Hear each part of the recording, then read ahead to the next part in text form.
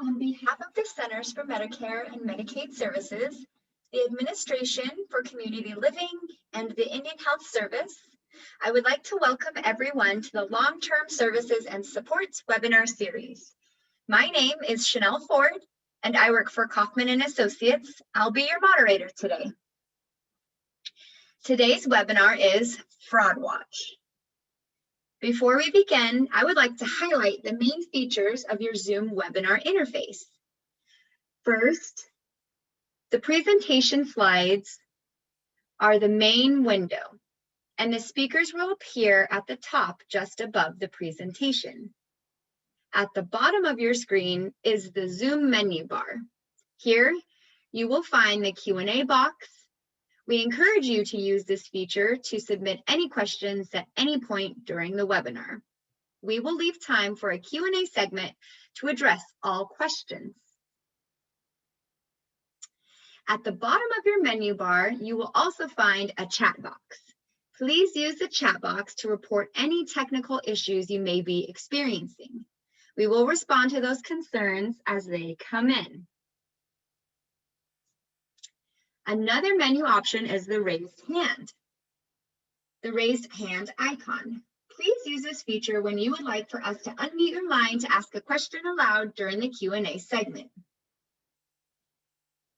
Additionally, live captioning is available during today's broadcast. Simply click the CC icon from your bottom menu bar to use this option, to use this feature. Finally, please be aware that today's webinar is being recorded and that the recording will be made available online in the near future on cms.gov. If you would like a copy of the slides sent to you directly, please email. It's info@kaufmaninc.com. And we will have that in the, I believe, chat box if you need it.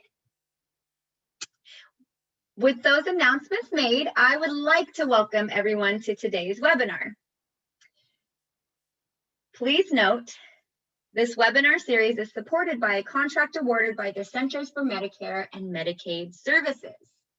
The opinions, findings, conclusions, and recommendations expressed in this webinar are those of the presenters and do not necessarily represent the official position or policies of the Department of Health and Human Services or the Centers for Medicare and Medicaid Services.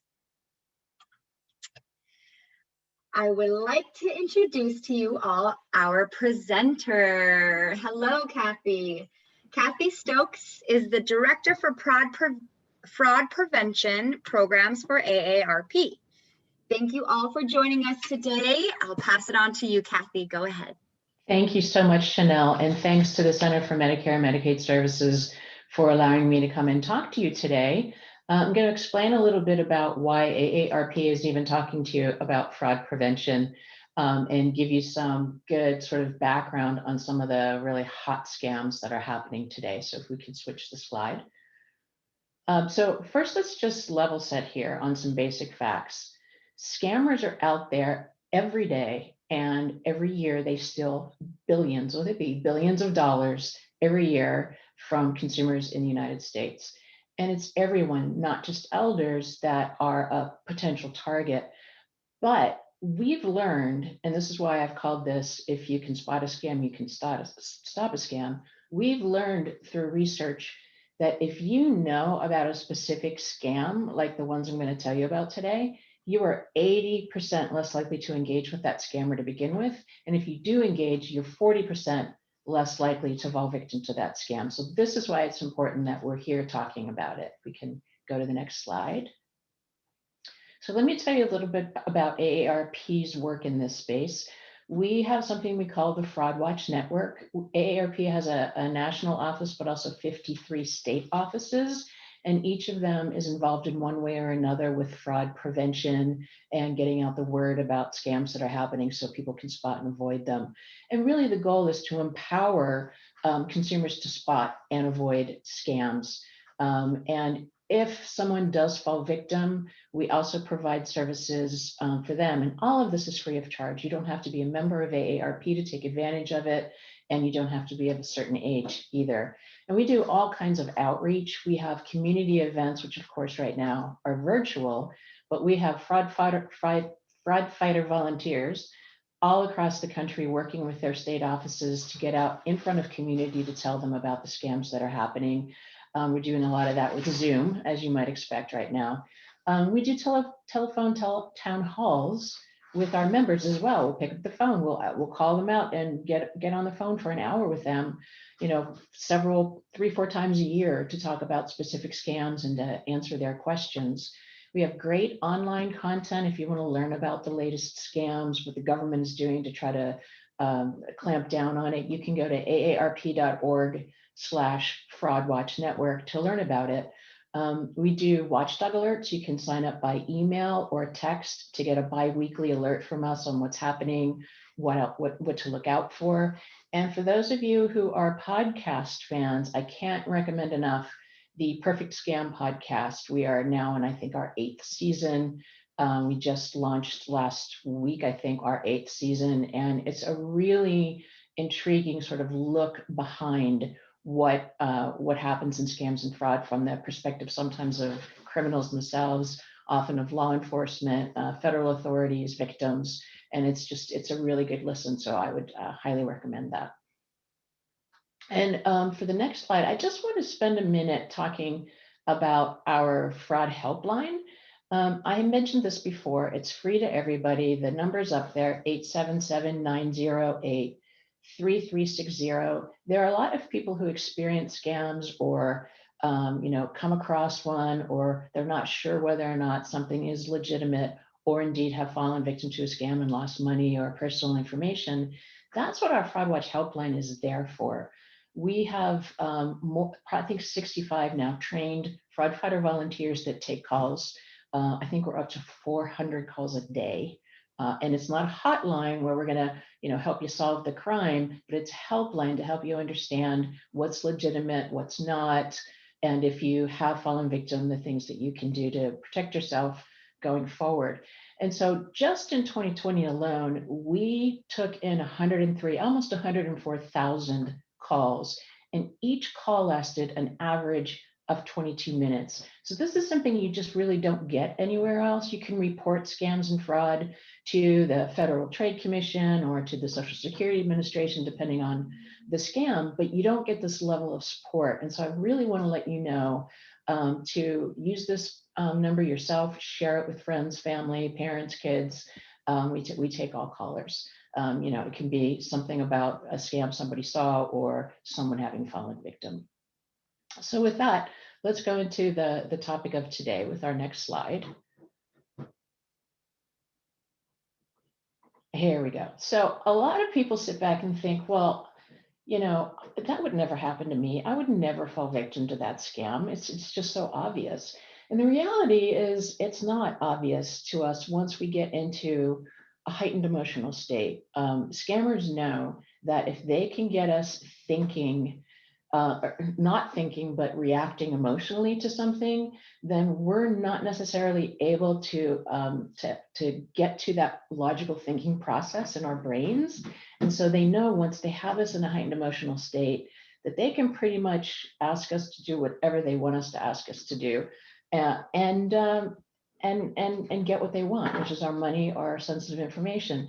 And this isn't like some guy in the basement of his grandma's house making phone calls one by one looking for victims. These are often transnational, sophisticated criminal enterprises. And they know once we're under the ether, they have us. And guess what? We're in the middle of a pandemic. We've got a lot of political unrest, social unrest. Most of us are in some sort of a heightened emotional state now, and scammers know that. And so they have just come out of the woodwork, and we're seeing more scams just in this past year than ever before. So next slide, please. So I want to talk a little bit about spoofing. Now, what I mean there is when a scammer uses the caller ID that shows up on your telephone and manipulates it to make it look like it's somebody else that's calling. And they're able to use robocalling. Well, they can dial tens of thousands of numbers at a time, and leave a robocall message or wait for somebody to pick up and interact. And the person might think that it's the Internal Revenue Service calling, or the local sheriff's office calling, or let's say a tech support company like Microsoft calling. And so because they can do that, it has given people sort of this level of feeling like this is a credible source. So they're picking up the phone instead of ignoring it. And this is the problem really began escalating back in 2017. And you can see with these numbers, between 2017 and 2019, a difference from 30 billion to almost 59 billion calls coming into American households every year, with many of them being scam calls. We did see a dip in 2020, and I kind of wonder how we can explain that. Part of it that is in the United States, there have been some federal actions. There was a new law passed at the end of 2019 to try to get at that caller ID spoofing, and it's called caller authentication that telephone companies are responsible for. That may have brought it down a little bit. We have provider tools. So your phone carrier, whether it's your landline at home or a cell phone, they've put in place some tools that can help you determine whether the scam or the call that's coming in might be a scam. But the other thing is, scammers get COVID too. And a lot of these scams happen inside like these big boiler rooms, they call them, big rooms with lots of people sitting at computers next to each other making these calls. And I think that it's a high likelihood that some of that work just wasn't happening, at least last year, because of COVID. That's just my opinion. I'm not really sure if that's valid or not. Moving on to the next slide. So I want to talk about the top scams, and this is what we get based on data that come in from across the country to the Federal Trade Commission. And it also really well aligns with what we hear from the people that call us on our FraudWatch network helpline. And they are imposter scams, romance scams, sweepstakes scams, and of course, COVID-related scams. And I'm going to break down each one of these for you in the next few slides. So in the imposter scam, this can be someone pretending to be a government agency. It could be a tech support company. It could be someone pretending to be your grandchild and they're in a lot of trouble. Tech support is, we've identified a bad virus and we need you to get on with me on the phone and get into your system and show you what's wrong and fix it. IRS, it's you owe back taxes, you haven't responded to any of our letters, and we are going to send someone to arrest you unless you pay your back taxes right now. Social Security is there's a problem with your Social Security account, we're blocking benefits. You need to talk to us right away to fix that problem. And what's called the grandparent scam is someone will call either pretending to be the grandchild of the person that picks up the phone, or someone representing that grandchild who's in great danger because they're in a Mexican prison, or they've just been in a terrible car accident and somebody died as a result, and they need money right away to, get out of jail and figure out what to do. All of these things that get the person into that heightened emotional state. And it's always something's wrong, something really bad is going to happen if you don't act, and so you have to act immediately. And then the request is get money as fast as you can to us, and this could be a wire transfer, credit card, an app like Venmo or Zelle, other peer-to-peer payment apps, gift cards, and I want to talk about that a little bit more today too. And if you do all of this, then the crisis goes away.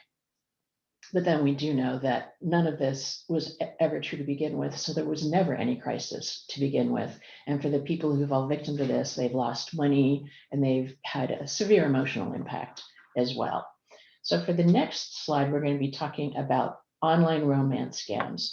And a lot of people think that this happens for people who are out on dating websites or dating apps looking to find love. And that's very true. There are scammers out there on those apps just looking for ways to convince somebody that they're someone that they're not.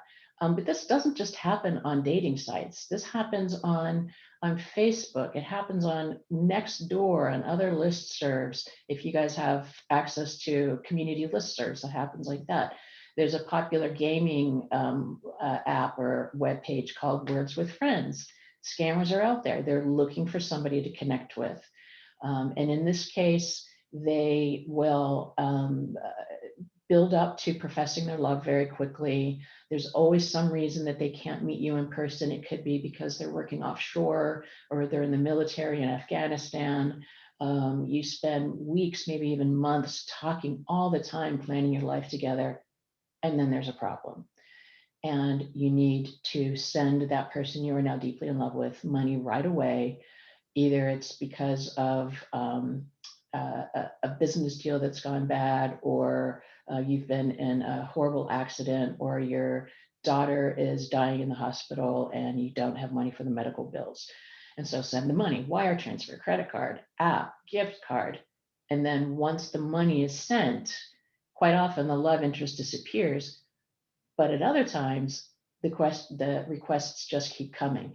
Money in, money in, money in. And then before you know it, typically the person who's sort of fallen under the ether of this person gets it and ends the relationship or ends that fake relationship. But people can lose tens of thousands of dollars to this type of a scam. And onto the next set of scams, we're going to talk about sweepstakes. Now, this could be someone pretending that they're the Publishers Clearinghouse, or a federal government grants administration that doesn't even exist, claiming that you won $1 million on a car or free grant money from the government. And all you have to do is pay upfront for some matter of taxes or certain fees. And it seems so legitimate and it's so exciting. You've never won anything before. And then they ask for the upfront money, to pay for transfer fees or whatever. Again, by wire transfer, by credit card, by peer-to-peer app, by gift card. Only you send that money and it may not just be one ask, it may go on and on and on, and you never see the money because it wasn't Publishers Clearinghouse and it wasn't the federal government calling you. So let's move on to the next one. So no surprise, scammers do follow the headlines, and there have been a lot of scams related to coronavirus. Early on, it was, buy this colloidal silver cream and it will treat it, it will cure it. There were fake testing sites where scammers were setting up fake sites where you could drive in and actually get a test. The test was entirely fake, but they were still putting that long Q-tip up people's noses and charging them cash or asking for their Medicare numbers. What they really wanted was those Medicare numbers, because then they could bill all of that activity and fake lab work directly to Medicare. And Medicare loses billions of dollars a year that way. And now we're hearing, hey, jump in line for the vaccine, pay this $200 or $79.99 or whatever it is, and get you on a short list to get the vaccine early. And then, and people end up paying for supplements that aren't proven, products that don't even exist. Remember, the big run on antibacterial products and toilet paper this time last year, in January, February, March of last year. People were selling things online that they just never fulfilled. And again, it's the payment is wire transfer, credit card, app, gift card, and in the end, you get nothing. We are hearing recently, and very disturbingly, in some parts of the country, the scammers are setting up fake vaccine sites, and they're actually distributing a vaccine. They're actually putting shots in people's arms. Have no idea what that might be, but they will go to no ends to get the information they need or the money they need to do what it is they're doing in the criminal world. Next slide. So this is what I want to spend a little bit of time on today. A lot of scams over the last several years have moved toward a form of payment that it seems almost illogical, almost impossible that you would think that somebody would take this action. But the scammer will say, the quickest, the easiest way that you can get this money to me is to go down to the store, and it could be, a major retailer, it could be a pharmacy, it could be a convenience store. Go down to that store and purchase X amount of thousands of dollars on a Google Play card or an eBay card or iTunes. And I'll stay on the phone with you. You go in and, put the phone in your pocket or your purse, make those transactions. And then when you leave the store and get back in your car, just flip those cards over and tell me what's on the back. These are almost, they consider them or try to push them out as electronic money exchange cards. And when you see a card for Google Play and you don't know what that is, it might sort of ring true. And so it's become like the third most popular form of payment, successful payments in the crime industry, right up there with wire transfers and credit cards. But it's such a big issue because a lot of this is where criminal gangs are involved, and they're using gift cards as a way to get money that's virtually untraceable. It can be readily converted. They drain those cards immediately. Not sure what the background is on that, but they can drain those cards. They can convert that money into cash. They can convert it into electronic currency. We see a lot of that happening on what's called the dark web. Glad to talk about that if you're interested. And they're able to move money around in small parcels because there are red flags in the payment system in the United States that if money of a certain amount or above moves through the system, it causes someone to investigate. So this gets rid of all of those challenges that today's scammers have.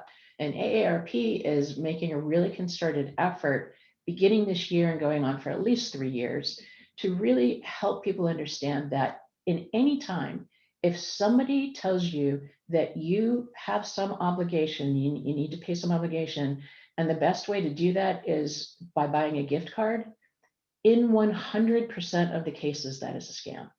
So you're my first audience to really talk about that right now. But really, it's a simple message. If somebody asks you to pay them by gift card, it's a scam 100% of the time. So you hear that today. I hope you share that with everybody in your community, everybody in your family, so that they know that that's a red flag and they just discontinue the conversation, hang up the call, whatever. Okay, and the next slide. So there are many, many ways that we can protect ourselves from scams and frauds. Here are 4 that I think are really, really important. And this one is a challenge, and I'll explain why, but let your calls go to voicemail. If a number comes up and you're not sure who it is, you're not absolutely sure that it's a family member or your doctor calling, let that call go to voicemail. Give yourself the opportunity to listen to that call, listen to what the message is, and engage your inner skeptic and decide whether or not it seems legitimate or not. And I say this because despite all the different ways that scammers have of getting to targets, telephone is still the #1 way. It is still the top way that scammers are able to get to us and to convince us to hand over our hard-earned money. Now, the challenge with this right now is we probably have, I don't know, 2,000 different ways that the vaccine for COVID is being distributed across the country, not just by state, but by community. And they're all doing different, having different ways of contacting people when it's their time to schedule the vaccine, for example. So some people are saying, well, I'm not answering my phone, I'm letting it go to voicemail, and because of that, I missed my call for the vaccine. And what might be happening is if you don't answer that, then they're not even going to leave a message because they have 7,000 people on the list that they have to get to. So my recommendation is when you're getting ready to sign up for the vaccine, make sure you understand what the process is, what your locality is doing in terms of making it available, how they're making it available, how they will contact you when it's time, so that you can avoid some of the problems that people have had on that. And of course, for those of you who are active online, avoid clicking on emails from unfamiliar sources. If you text, if something comes through on text, we're so much more likely to act on it. We just quickly respond. It's just sort of native to this whole texting world we're in. Just pause. If it's someone that you're unfamiliar with, don't even click on it. A lot of times, scammers will try to pretend they're a major company or a utility or something. And so that is a familiar source. And then you would think, well, let me check my Amazon account, and it's a scam. So even when you're looking at email, just try to avoid ones that are unfamiliar, but even the ones that are familiar, just take a stronger look at it. Look at who it's from. Is it from Amazon.com or is it from Amazon.gmail.com? There is some indicators that it's not the real company that's reaching out to you. And I know a lot of people think that it's safer to bank in person than it is to bank electronically. And it's actually the reverse. If you can set up electronic access to your accounts, then you're able to monitor them much more regularly than getting the monthly statement or the quarterly statement. And especially if you use a bank app versus a bank website. Websites are really well encrypted too, but apps even have more protections. You're able to set up like little reminders or something. Like for mine, I have a credit card, I have a bank card, and every time there's a transaction on that card that's more than $1, I get a text, and it's always me that's making the transaction. But if someone were to get a hold of that card, I would know immediately. So it just helps you to be able to take a closer look and set up account alerts is the word I was looking for. And then passwords. I know that we're all really, really bad about this because of just sort of the way it came to be. It's not our fault, but we have to have a password for everything. And in order to be able to remember it, what do? We use the same password, or we use some variation of that password and just change the year or whatever that we put in it. And that's not good enough, because scammers aren't just trying to crack a code, crack a password one at a time. They have sophisticated algorithms that they can use to run through thousands and thousands of permutations of passwords. And if you're using the same one or a similar one for all of your accounts, then all of your accounts are at risk. So what do? Well, you can create very unique and difficult passwords and keep accounts of them somewhere safe, which is what I do. Or you can get a password manager, which I'm looking into for myself. I've tried one and couldn't quite figure it out, so I have to go back to that. But a password manager, it's not very expensive. If they're free, I wouldn't use one, because what are they, what other information are they trying to pull from you?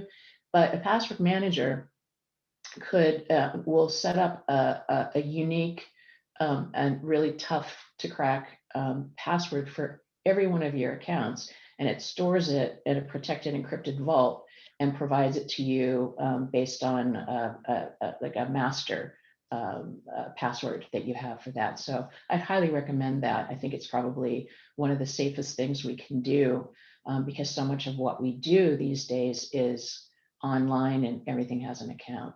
And like I said, engage your inner skeptic. This is tough. I have a mom in Pennsylvania. She's 78. And, she came up at an age when she remembers when the first telephone was installed in her house, and it was a big deal. And they couldn't wait. Anytime the phone would ring, they'd run to it. And because of that, and just this history of being respectful, if someone's calling you, you answer the phone. She still has a tendency to answer calls, even if it's a number she's not familiar with. So I ask her to, at the very least, just come to that call with a little bit of skepticism. And if it's making you at all uncomfortable, if it feels threatening, or if someone's trying to sell you something, just hang up. She actually worked with me on a script that she uses now to get off of calls that she doesn't want to engage in anymore. And this was before COVID. It doesn't work so well now, but she would say, "Oh, I'm sorry, I can't talk right now. I'm having tea with Officer Brady." And she would hang up. And of course, they don't care whether that was the truth or not. It just gave her an opportunity to come up with words that would help her get out of an uncomfortable situation and not have to hang up on somebody. And the other important thing is to share what you learn. If you've experienced a scam, tell people in your orbit about it, because that essentially ends up inoculating them. To use that word during a pandemic might not be the right thing, but share what you learn with them, because they then will know what to look for.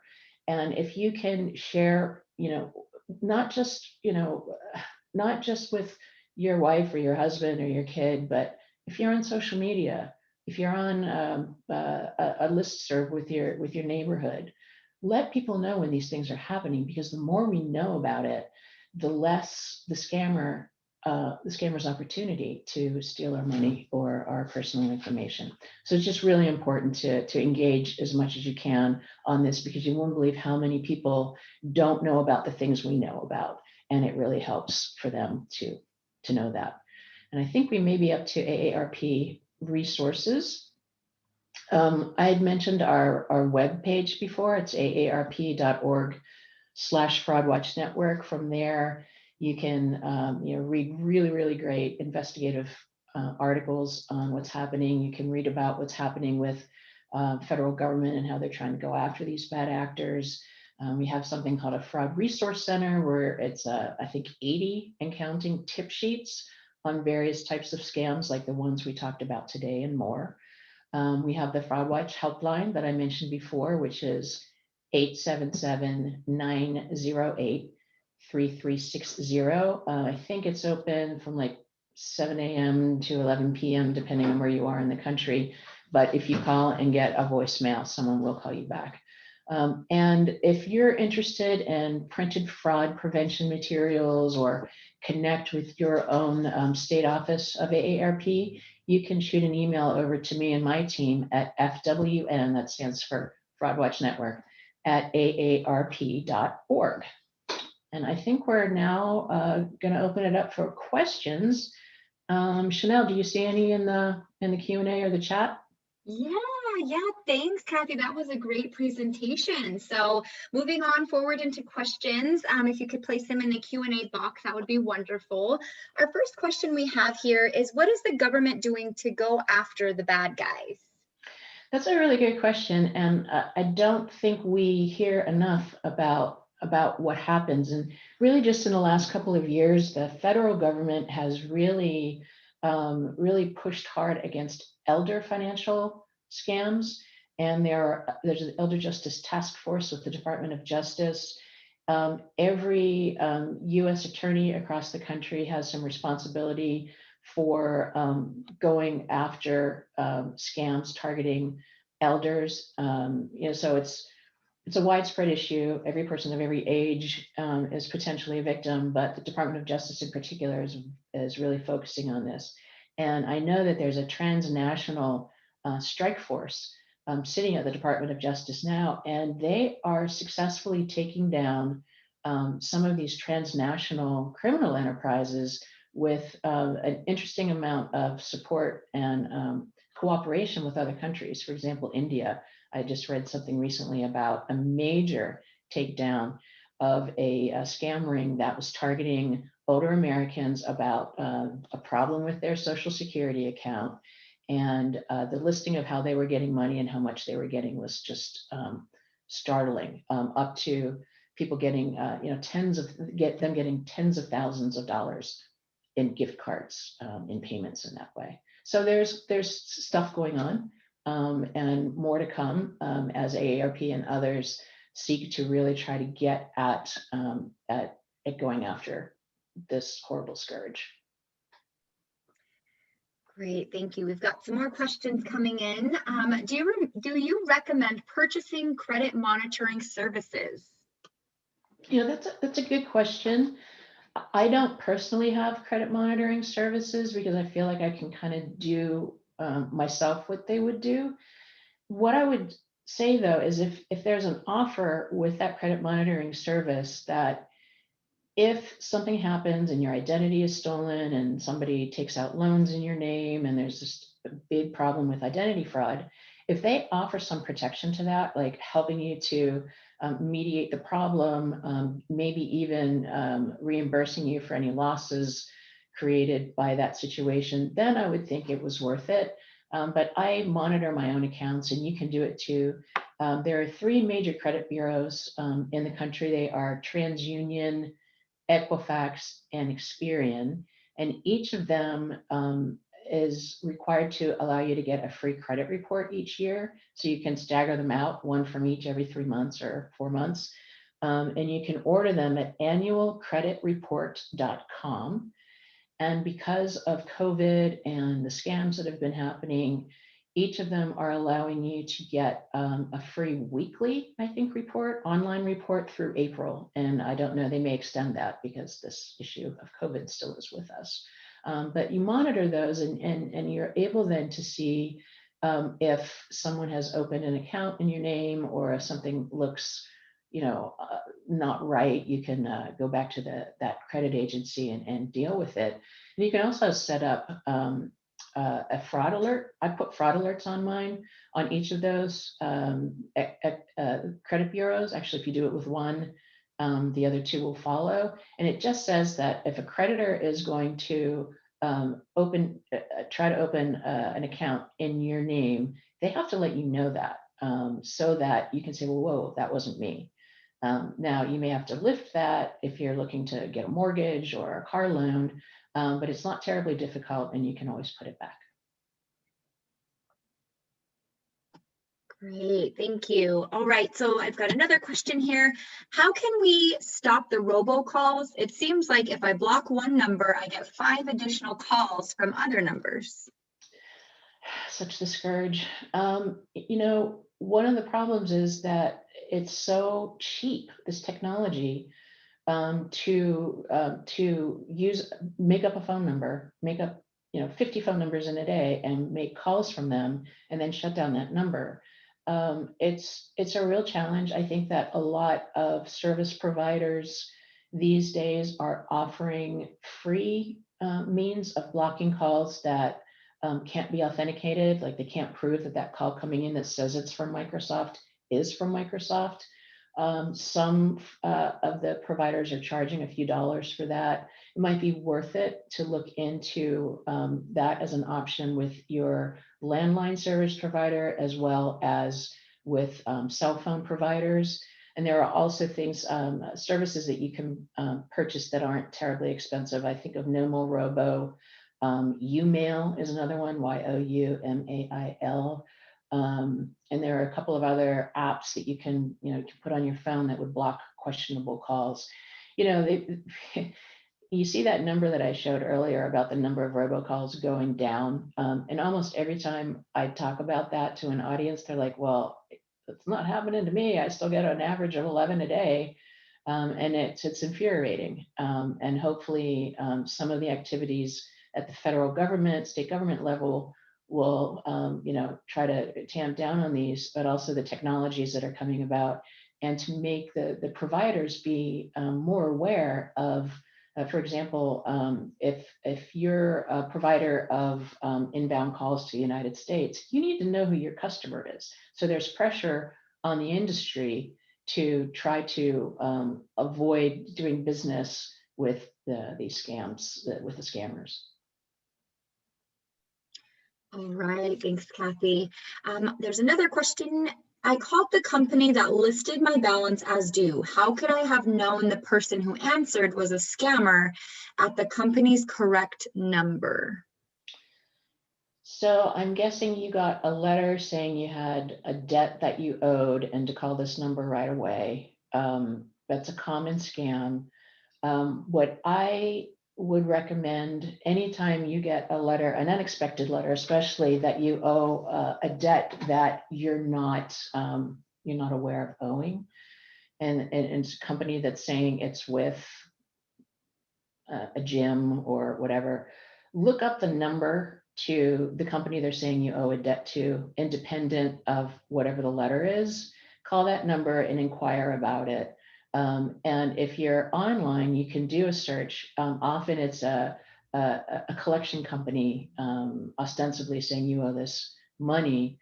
But if you look up that collection company and like say it's like Smith and Jones, type into your browser Smith and Jones scam, you may see some posts, social media posts or others saying, hey, just so you know, this is not a legitimate company.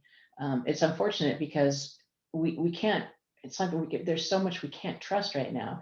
If I get an email from Amazon saying that there's a problem with my account, you would think, well, it's okay. There's a link to your account. You should click on it. Well, that could be taking me to an entirely fake Amazon account, and it will be trying to steal my credentials as I sign in. What you should really be doing is just closing out of that email and going to Amazon.com and logging in as you normally would, because unfortunately the scammers are so sophisticated it's hard to tell reality from fiction. All right, thank you. These are some really good questions. Thank you everybody for participating. How can I get a family member to believe me when I say her online boyfriend is a scam? I feel for you. This is a really, really difficult situation because the person on the other end isn't a single person. That's probably like 10 people working your relative around the clock, and she's totally, or he is totally under the ether. A couple recommendations would be to tell her or him about what you just heard today from a fraud expert. You could also go to our website and pull down the tip sheet on romance scams and print it out and put it in front of her and say, Mom or Dad or whatever, this is what's happening to you. And I know it's really hard to understand, but please read this. Will it work? Not sure, but it's worth a try. You could also call our helpline and maybe get her to get on the phone with them, or they can give you some tips on what to do. We've just finished up some research that we're publishing next month on chronic victimization. And often that happens in the auspices of a romance. So it's not falling victim to a bunch of different types of scams, but rather continually believing that that person is who they say they are and just continuing to send money. And we have some suggestions for interventions on that that'll be coming out next month. But I'm sorry, I feel your pain. It's really hard. Just keep trying. Okay, next question. Are there any plans to work with the large retailers who would be selling older adults the gift cards? Something along like a red flag list for cashiers or vendors to look out for? Yes, well, I can tell you that there are a number of major national retailers where I've actually seen that they have some postings around the site of where you can get the card off the big rack or at the point of sale saying, don't buy this if someone's telling you you need to pay your utility bill with it. It's not enough, and it's certainly not ubiquitous. And one of my plans moving into this year and beyond is that we find major retailers to partner with. And then if we get enough partners doing this, then the smaller ones will follow suit, hopefully.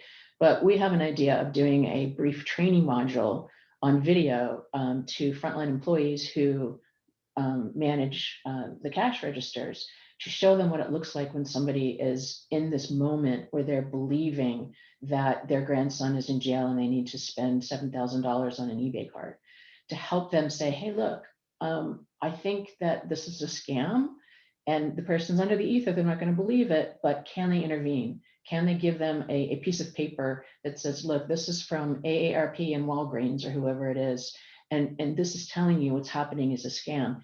And maybe it breaks them out of that cycle. We'd like to see many more companies getting much more involved in getting at least signage around. And there are a whole lot of reasons that they don't want to do that. It doesn't have anything to do with people not wanting people to fall victim. It's just that there are rules about how they set up end caps and racks and things like that are a challenge. But we are going to be working really hard over the course of the next 3 years at least to try to get retailers heavily involved in this. Thanks, Kathy. The next question we have here is, how can you avoid falling under the ether? Well, it's about engaging your inner skeptic as much as you don't want to just feel like you have to assume someone's bad before you can assume they're good. If something, and you've heard this before, if something sounds too good to be true, it probably is. If the Social Security Administration calls you out of the blue, that should be a red flag because that's not what they do.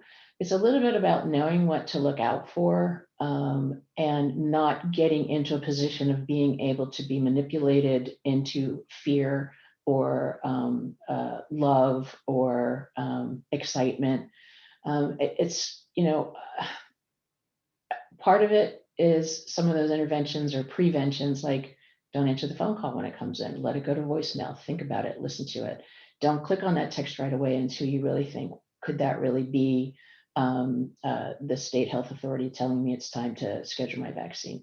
It's just about being skeptical and setting up some parameters for yourself to avoid engaging in the first place, because they're really good at what they do. They know how to push our buttons, and it's just try to find a way to not let them get close enough, if you will, to push them. Okay. Next question, is it worthwhile to forward phishing emails to corporations? Do they really do anything with them? My personal opinion on that, and it's just personal, is if it's a phishing message, if you're going to send it to anybody, there's a spam email address that FBI monitors. I wouldn't even do that though. Just delete it. I think any interaction with that message could be dangerous. And the only caveat to that is if you're working for an employer and the employer is telling you that if you get something like that and you need to report it, then you should actually do that. We have a likely scam or likely phish or something button in my own email account at AARP. So if I get something that's fishy, I can click that button and it safely goes to them, and so that they can look and see if it's legitimate or not. Okay, next question. Another category I've been encountering often lately is job search scams. I am older but need a job and have found scammers on LinkedIn, Monster, Career Builder, etc., in which a company fake video interviewed me. And if you're able to tell us what happened, did you end up taking the job? And while, if you are able to type that, I'll explain that yes. Especially because of COVID and chronic under and unemployment as a result, job scams have really heated up. There are a couple of things that you should look out for. If the job says it's like, easy money, low effort, if they ask you for personal information like your social security number, your address, your phone number, after they've interviewed, but before they've offered you the job, that's a scammer. If you see these, report it to the, whether it's on LinkedIn or whatever job search, because they can't find all of these. It's a challenge. One of the more popular ones right now is trying to get people to be hired to do some accounting. They say it's accounting. And then when you get hired, you find that it's, the boss will say, look, I have these 3 vendors I need you to pay. I'm going to send you a check for $7,000. Once you see that it's in your account, use Venmo and send it to these 3 different people. And then you find out some days or weeks later that the check that person sent was fake, and it takes some weeks for the bank to validate that, and the money you sent was actually your own. So anytime the job is for money exchange or transferring money, if they call it about accounting, just look into it a little bit closer. If it's a company you've never heard of, do a little bit of research online. Are there scams related to it? Yeah, but it's really out there. Okay, next question. Can somebody steal your information by sitting their cell phone next to yours? Yeah, potentially. If you are in a public space and you're on public Wi-Fi and you don't have any protections to that, anybody that's looking maliciously to get information off of your cell phone, intercept information, can easily do that. So when you're in a public space, either turn your Wi-Fi off entirely and just use your cell data, or invest a small amount of money in something called a virtual private network, or VPN. A lot of the major companies that are in the cybersecurity, cyber threat space offer them. I know I have one, and I always have it running when I'm out of the house, which isn't much anymore because of COVID, frankly, but it creates sort of a wall and an encryption that just can't be penetrated. But yeah, you have to worry about the people in the coffee shop if they're trying to take advantage that it's public Wi-Fi, and many people may not have that protection. Good questions. Thank you. Do you have 2 or 3 password managers you can suggest? So just me personally, and not AARP, because we don't endorse any products or anything. Password managers, I'm trying to think of some of the names of them. Norton has one. I'm gonna blank. Chanel, do you know any off the top of your head that you've used or you've heard of people using? I'm drawing a blank, but I know there's like 3 or 4 common ones. And I bet if you did a Google search for password managers, you might be able to pull up like a PC or other. Yeah. I'm thinking of Norton too. I can't remember. Dashlane. Yep, I'm just remembering Dashlane. I think there was another one called FastPass or something like that. I think anything that's free, you should be suspicious of. If you can do the research, if you have access to consumer reports, for example. I don't have access to consumer reports directly, but my county library does. So I often use my county library online to get to consumer reports to look things up before I buy them. And I know that they've done some research on password managers and VPNs, virtual private networks. Great. It looks like we've got some comments in the chat box, and April even shared a link here. Thank you, April. Yeah, thanks, April. So next question, you mentioned that there are print resources that we can request. What are some examples? We have some publications. One of them is called the Con Artist's Playbook. And it's just a publication that's like, maybe 8 or 10 pages. And it talks about what we've learned over the years in talking with criminal scammers about what they employ to get people under the ether, as I was talking about it. It's really an interesting read, and it's very informational.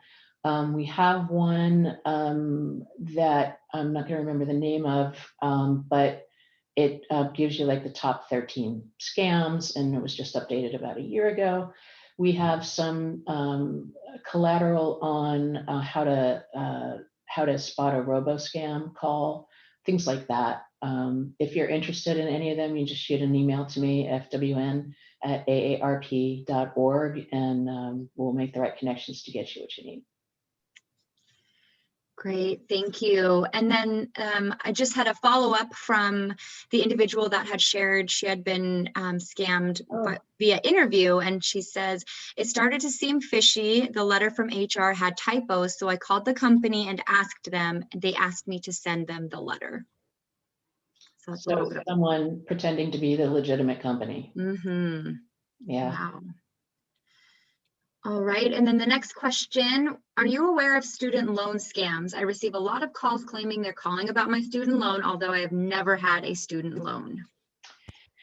So there are a lot of scams that involve just throwing everything out and seeing what sticks. And that's one of them. It's just a general phishing scam where they buy a lead list of phone numbers, potential student loan holders, and maybe there's some numbers on there that aren't legit, but this is what happens on the dark web every day. People buy and sell things like lead lists. And you get on that list and they say you have a student loan due. If you don't have a student loan due, just hang up on them. If you do have a student loan, hang up and contact who you are dealing with the student loan and not whoever called you. They'll use anything. My mom hasn't been on a computer. She has some health issues in 5 years. So when she gets the tech support scam, it's easy for her to say, look, I don't even have a computer, and they hang up. She also was hit with the grandparent scam, and the person that called her even knew some things because of an old social media account that was out there. And it made it sound realistic, but the catch for her was that the grandson, Michael, didn't call her what he grew up calling her, which was Nunny. He said grandma. She's like, wait a minute, Michael, you don't call me grandma. And then was like, okay, I'm putting 2 and 2 together, and you hang up. Interesting. Wow. So I saw a note in the chat box. So just in terms of responding, just make sure that you're clicking on all panelists and attendees, so attendees can see also what you are sharing. And I believe Joanna did share the link that an individual had popped into the chat box. So apologies about that, Nancy. Next question we have, this is great information. Are there any plans to try to educate people via a national morning news show or some widespread TV training, even the 100% about gift card payments being bogus? It would help everybody. We have, over the last year or two, developed state-based or regional-based local media partnerships. And several of those include someone from the FraudWatch network coming on like every Friday morning to spend 10 or 15 minutes talking about the latest scams. So we do it at more of a local level. At the national level, that can get pretty expensive if it's a paid placement. But we are looking at opportunities like that, public service announcements on television, on digitally, to get this message in front of everybody, because I agree with you. The more we can get in front of people, the more ways they receive information, the better off we all will be. Okay, do you have printable flyers on where to do your COVID testing or where to find the trustworthy sites to do the COVID testing? Well, I guess it depends on what's happening in your state or locality. I know that where I live, my county is managing it, my county health department. And so I would know that I would be expecting to hear from them. I would say if you're online, to go to your local level government to find out what they have to say about it. Make sure it's that government site and not a spoofed site, and just follow the direction. And short of that, if you have a trusted medical provider, or if you go to a particular pharmacy regularly and you have a pharmacist that you can know and trust, ask them. And just try not to react to an ad you see about vaccines or hearsay on social media sites. It's just really best to go to the medical profession, whether it's public health or a provider, to find out what's really going on. Okay, and then I have a question here. Goodness. What would be the first step you take once you realize that you have been scammed? So if you've already realize that you've lost money or personal information, and if you are in contact with that person who made that happen, cut off contact immediately. There are a variety of things you can take from there. I would say if you've lost money or personal information, you should file a police report. Quite often, police don't understand that these are criminal matters, and they'll say it's a civil matter and that they can't do anything. So push it and say, no, this is a criminal matter and I want to report. So at least you have that. And then there are a variety of different ways to address what has happened. So if you've lost your identity, the best thing I would say to do is go to this really helpful resource online. It's idtheft.gov, idtheft.gov. You input the information that of what happened to you, and it produces a personalized recovery plan. It's really, really helpful. The Federal Trade Commission puts that together. Barring that, call our helpline, 877-908-3360. There are just so many things you can do or are told you should do, and it can be really confusing. So consider just making a call to the helpline, and we can lead you through it. Great, thanks so much. Well, it looks like we're at the top of the hour. Kathy, can you just quickly tell them the websites that they can go to access information? So I just saw a question about the ID theft recovery. It's idtheft.gov for government, idtheft.gov. We've got a bunch of good resources at aarp.org/FraudWatch network. I'll mention again the phone number, 877-908-3360. And the one closing comment I would make, first of all, thank you for listening. Thank you for engaging in this. And if I could ask you what you learned today that you didn't know before, share that with somebody today, and they'll share it with somebody, and it'll help us all. So thanks, Janelle.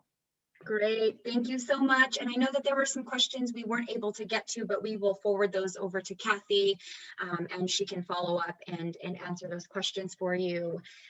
Thank you so much, Kathy, for joining us today and sharing these amazing resources to help us spot and avoid scams. In closing, I would like to remind everybody that today's webinar was recorded and that the audio and presentation slides will be made available online at cms.gov on the Tribal LTSS Technical Assistance Center website. Thank you again for joining today's webinar. Our session is now concluded.